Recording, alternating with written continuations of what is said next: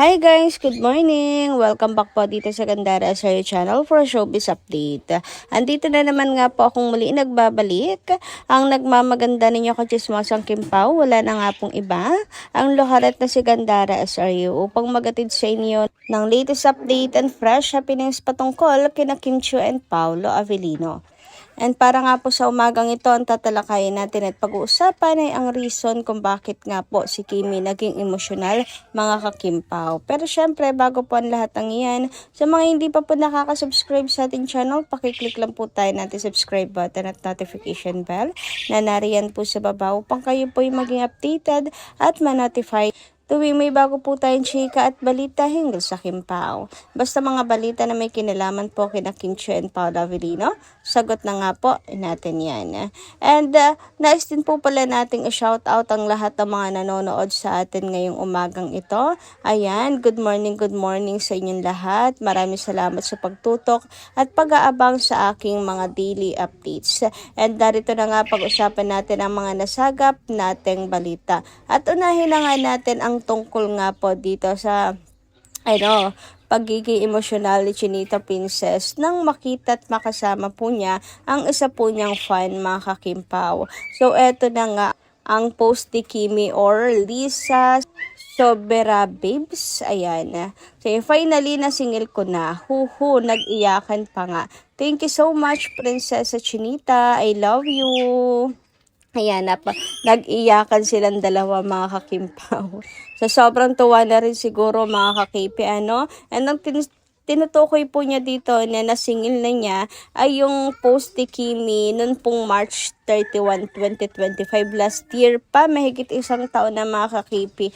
Nang sabi ni Kim, if only I can hug you. Ayun na nga, if only I can hug you. Ayun, nasingil na niya. Finally, after 1 year, mga kakimpaw mahigit, ayan, at nahug na rin po niya ang isa niyang fan na ito. Ito po ay dahil sa My Love Will Make You Disappear song. Kung kayo naku-curious, ito kasi yon kung bakit napasabi si Kim na if only I can hug you.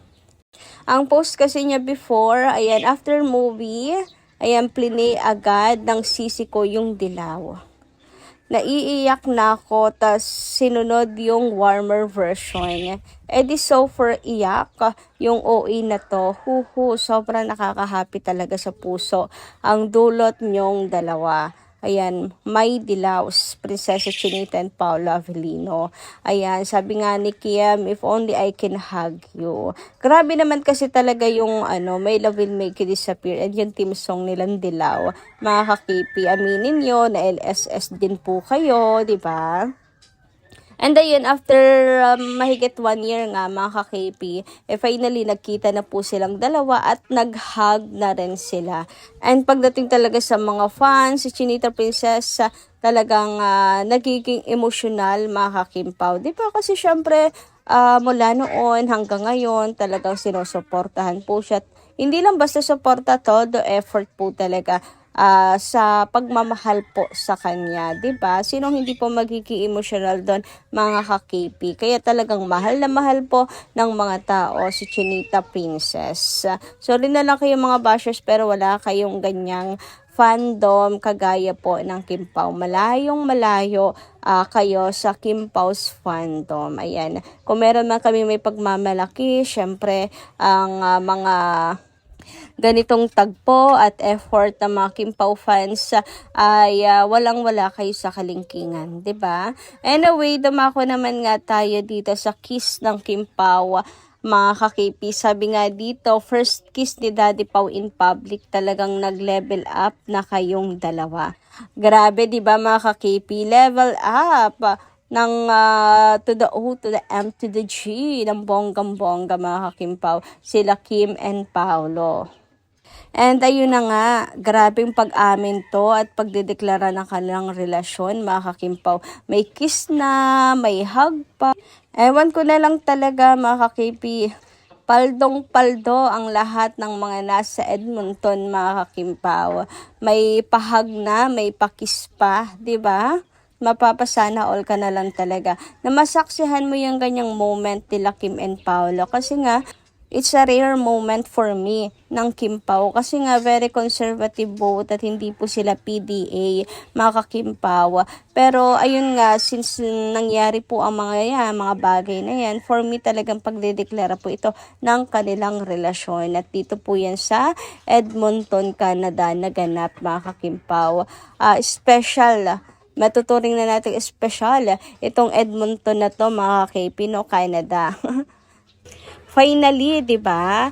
Tagal pong inintay ito ng mga fans sa pag-amin nila Kim and Paolo ng kanilang relasyon. Hindi naman kinakailangan verbally. Itong mga actions nila hindi pa ba yan sapat, mga Kim Pao, knowing Paolo? Hindi po niyan maatim ng niloloko ang mga fans. Hindi po niyan maatim yung sweet-sweetan na wala namang sila, yung kailangan required or nire-required siya na gawin yung mga ganyang bagay. Hindi yun kaya ni Paolo Avellino. 'Di ba? Kaya naniniwala ako na hindi po ito fan service lang ng Kim Pao or pagkukunwari lang para po sa mga fans, kundi totoo to, mga ka-KP. And also knowing Kim, di rin siya papayag kasi may mga fan service din si Kim Chiu before, pero tamang kantahan lang, tamang duet lang, walang sweet moments, mga ka-Kim Pao. I mean, tamang perform lang talaga siya. Tamang promo lang talaga. Tamang pakita lang sa mga tao. Sa screen, tamang titigan lang. Naalala niyo yung during Linlang days? Wala naman sweet-sweetan doon. Tamang promo lang ng Linlang yun nun. 'Di ba? Tamang duet lang ng kanta. Ganon si Kim.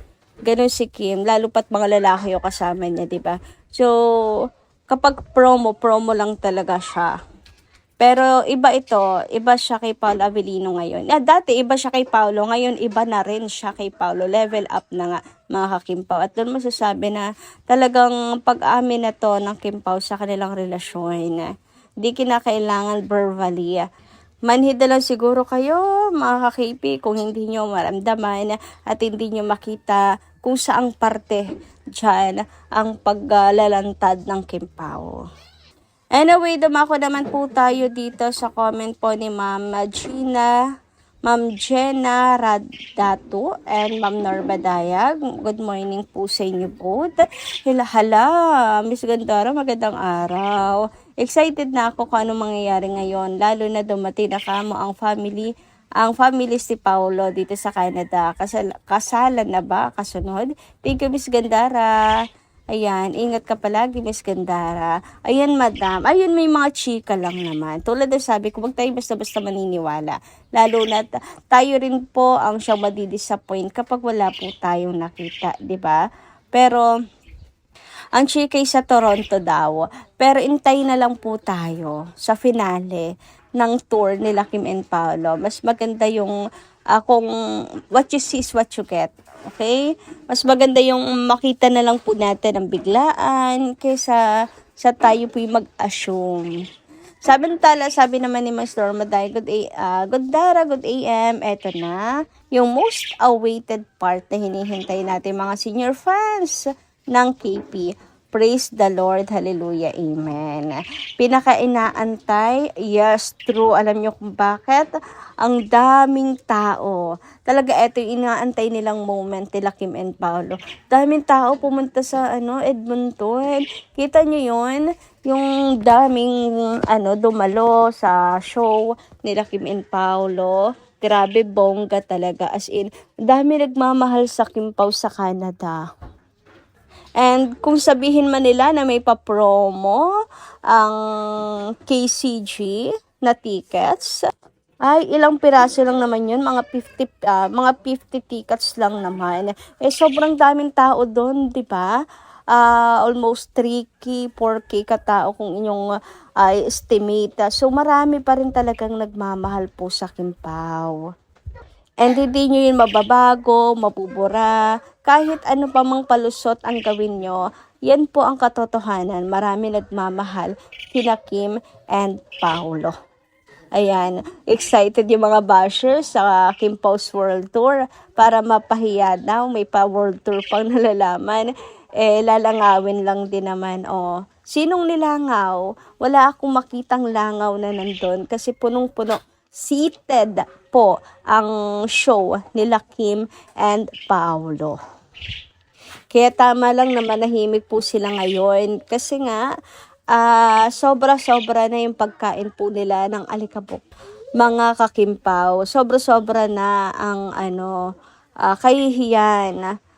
Kasi nga, napatunayan natin na mali po sila. Samantala, sabi naman ni Miss Mila Carillo, congrats sa Kim Pao sa award. Masaya kami sa blessings ng Kim Pao. Todo support lang kami hanggang dulo. Lord, gabayan mo po ang Kim Pao sa araw-araw ng goal. Maligayang pauwi sa bahay na masaya. Have a good work. Tagumpay na masaya ang Kim Pao sa kanilang world tour. Natupad na ang pangarap ng Kim Pao.